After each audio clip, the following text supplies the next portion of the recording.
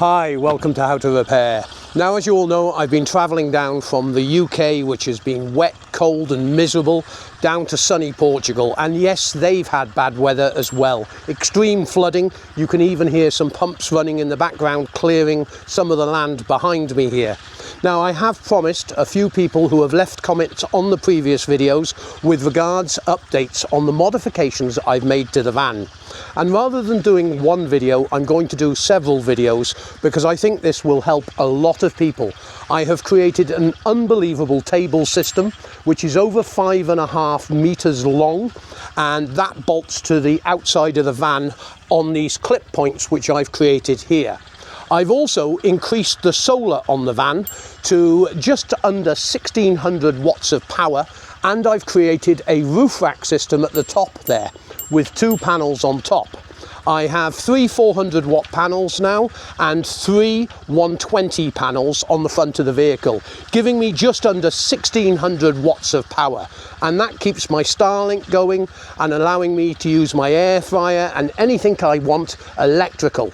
And I'm also got an outside socket on the van as well, so I've got a workbench where I'm able to make videos for you. I've also done a full security system on the van. Shall we say I haven't been sleeping well at night with some of the obsolescence videos and some of the remarks that I've had. So I've actually put a full security system on the van, and it is absolutely brilliant. And that will be in another video as well. Now, when it comes to the table system, the actual table fits on the back of the van, and this unclips and then gets bolted to the side. So the first thing we have to do is unload the motorbike. Okay, while I'm taking the motorbike off, let me tell you where I am. I'm actually in Faro in Portugal, where I have a film studio, and I'm at my friend's boatyard, which is one of the best boatyards for convenience and also facilities in the Algarve in Portugal. They have about 180 to 200 boats on the hard. They've got a marina going in, but the most important thing is they are right next to the train station in the town, and the airport is only 2 minutes away, which is very useful for me as well. Now, also, as you can see on the top here, the 2 solar panels are on the top of the roof rack, and I'm able to store my fishing rods underneath and all my winter clothing, bedding, stuff like that. All goes into vacuum bags and then hangs on a netting system underneath there, and that allows me to keep the van clear rather than having lots of stuff in the van. The big problem with when you live in a camper is storage, and it's not always the weight you need to worry about. Sometimes things like winter clothing and bedding needs to be put away, and trying to keep it in the van is very hard, and this gives me the additional space that I need. Now, I've incorporated the table system into the motorbike rack, but most of you who have campers will have bicycle racks on the back, or you may have some fixing points where you're able to make some carrying brackets for these.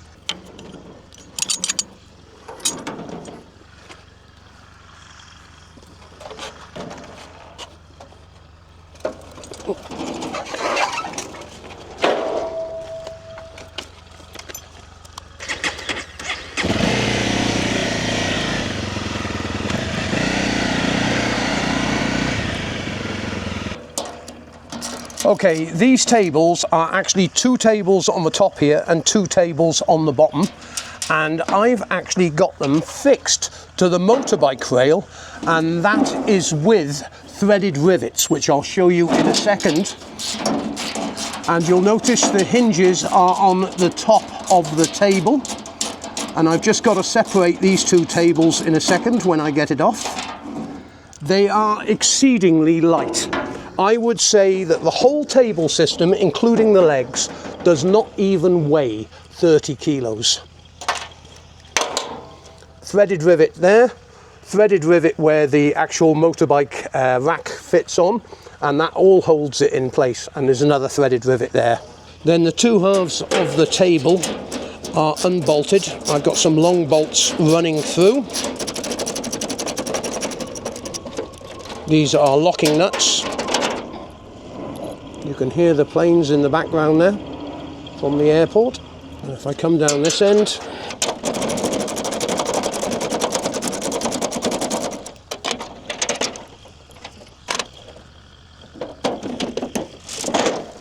I have some additional bolts here.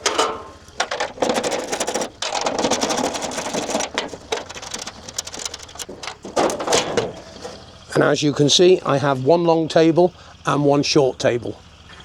Okay, the first thing before fitting the table, because this lily white body is not really doing well in this sun, so I'm going to put the awning out.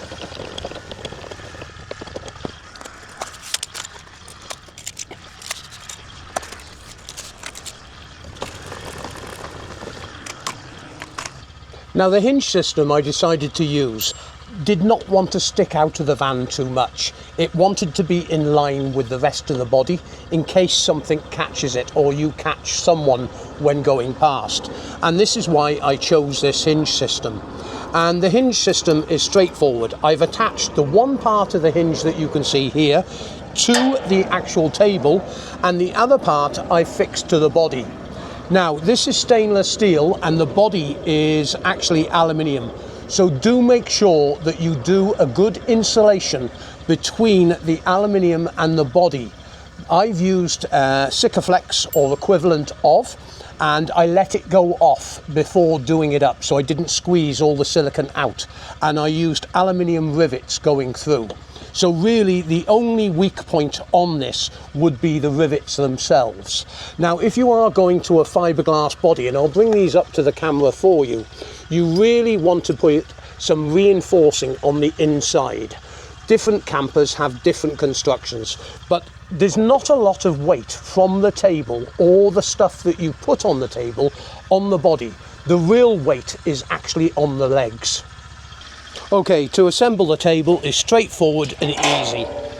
On the underside, by the way, if I just flick this over, I've actually got the leg sockets which have just been Sikaflexed and pop riveted onto the table, and all you actually have to do is lift the table up, get the pin,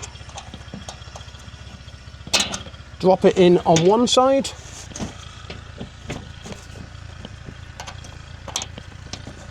drop the pin on the other side, and it will sit there without damaging the body. Now when it comes to the legs, I'm going to have to tell you a story. I actually went up to the local skips in the UK, and I asked the local skip guy when I saw a large pile of National Health crutches being chucked in an aluminium waste bin. And I basically turned round to them and said, I'm going abroad, is there any chance I can buy some of those old crutches off you?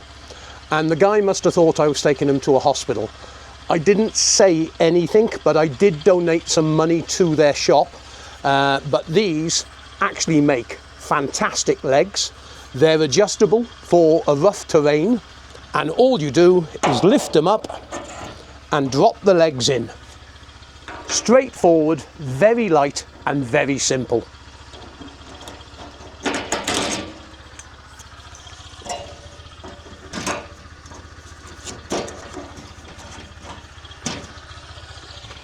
And if you need to adjust them, you can adjust them on the pins, and you could also shorten them if you wish. And it is possible to actually put another hole in so you get real miniature adjustment. But really, that is perfectly good. And to show you how strong it is, if I sit on the table, there's no weight actually on the van. The weight is going on the legs. Now next we've got the other half of the table, but while I've got this, I just want to show you, we've got the rivets, which are threaded rivets. In other words, they hold a bolt. Some of these actually hold the framework to the back of the vehicle, but on this occasion the two end ones just literally go through the table here and into that one,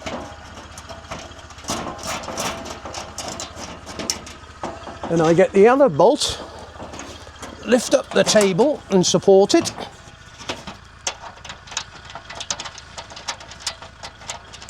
and I've made these so the two sides of the table line up perfectly. They are a little bit tricky to get the nuts and bolts in place, the bolts in place. And then you just need to drop the two legs in on the other end, and I just need to do those up.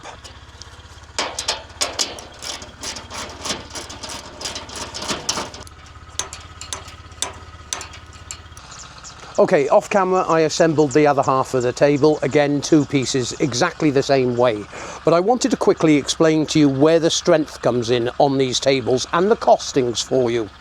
As I said, the Hinge system was very cheap, and the links will be in the description to all this material.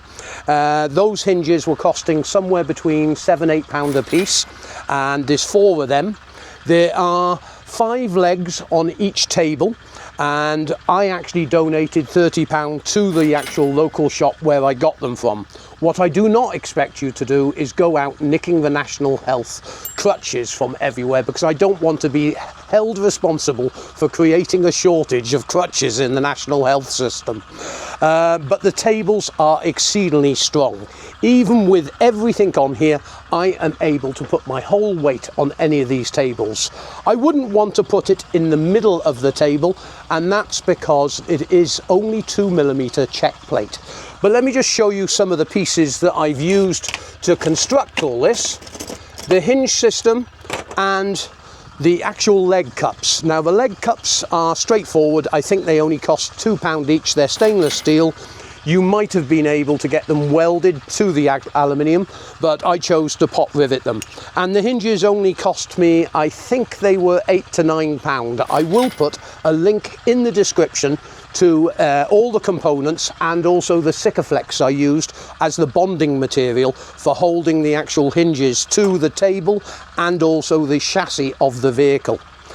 But of course, most campers come with a good size locker, but actually having the workspace to use all these appliances and also my tools for making videos for you when I'm repairing drills or grinders or even battery bank systems. I've got a lot of tools with me and I'm able to make videos. Now, the Victron system that I've got in the van, which I'll be doing an additional video on as well, but I've already done one on the installation, and that is a very good video for understanding how to utilize space for maximizing the amount of power you can have in the vehicle. Now, I actually only have a 2 kilowatt Victron Multiplus with 2 MPT controllers, an Orion 30 12 volt charging system, which comes off the engine alternator and connects to the Victron system, and this allows me to charge while driving. But since I've actually had 1600 watts on the roof, to be honest with you, in this type of climate I am charged by 9:30, 10 o'clock in the morning. Even when it was heavy rain in France and I was actually staying put for one day, I was still fully charged by the end of the day, because at the moment I only have a 2 kilowatt lithium ion battery, which is tucked under the seat, but you can see all about that in the other video. Now let me take you inside to show you the other electrical installations that I've got quickly, and also the size of the fridge freezer that I run, because I don't bother with these very expensive Campervan fridge freezers, because they're really a lot of money for what they are. And you can actually just buy a very simplistic normal fridge freezer and it will work perfectly when you have this type of power on your vehicle. Okay, I've got my normal DC electrics there. This is the Victron system, as you can see, and I'm already at 100% on the battery. The PV is only charging at 151 at the moment, and if I turn on something with high wattage, the coffee maker, you will see this jump up now in a second to 1000 watts, and you'll see the PV increase. But you must remember that it's about 5 o'clock at the moment, so the sun is actually come off the panel system. Now, the fridge freezer is a conventional Fridgemaster fridge freezer. You can get these at Euronics. Now, I had to specifically get one that was maximum 550. But even then, I actually had to take the doors off it to get it through the door on the camper. And if I open it up, you've got a very large fridge, and a very large freezer, and that really does look after me while I'm traveling. I can pre-cook 20-30 meals, and you know, I've got everything I need. And when you talk about product placement, my class that I do on a Saturday always tells me you should do product placements in videos. Well, I never do, but on this occasion you will notice lots of beer, and that will apply to the bipolar beer page. Again, I do like my coffee machines. I've got a Bico, and it makes a fantastic cup of coffee, and this has just got a water container on the back. I will turn it off now, but then I have a microwave oven at the top, which is a Bosch. It's been very good. It's a little worn, but it's a good microwave, and I've been very happy with it. Now, the real brains of all this van is in this cupboard, and I've taken my clothing out so I can give you a look. Okay, I thought I'd quickly show you the solar system and the inverter. This is a compact multi-plus 12 volt 2000 watt maximum load. I have the solar panels coming into an isolating switch at the top. You have a 150 MPPT controller. That's the 3 large panels that are on the roof, and then the 3 smaller panels at the front go into the 130.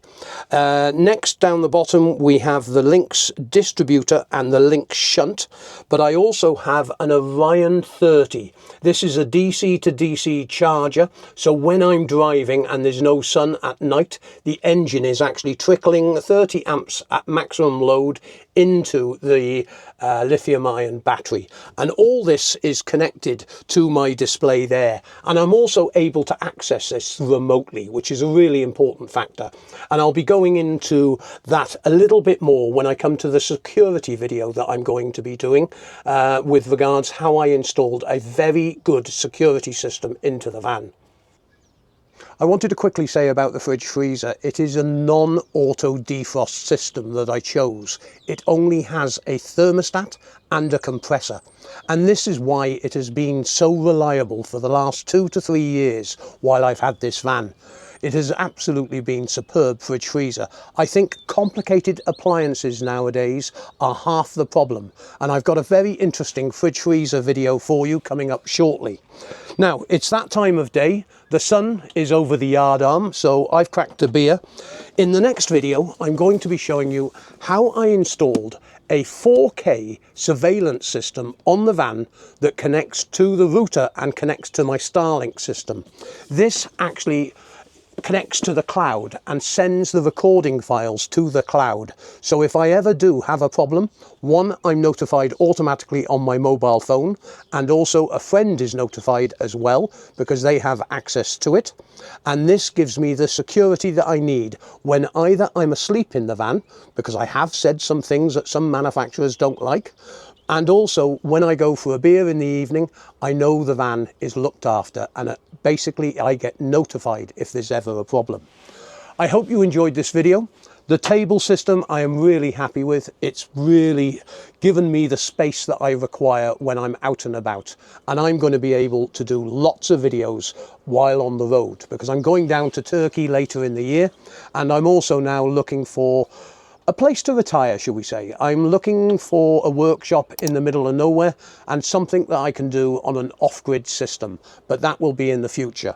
Anyway, thanks very much indeed for watching this video. I hope you found it helpful. Please remember to support the channel by buying your spare parts off us, and I would ask you to share this video with anyone that's got a camper, because I think they would really appreciate.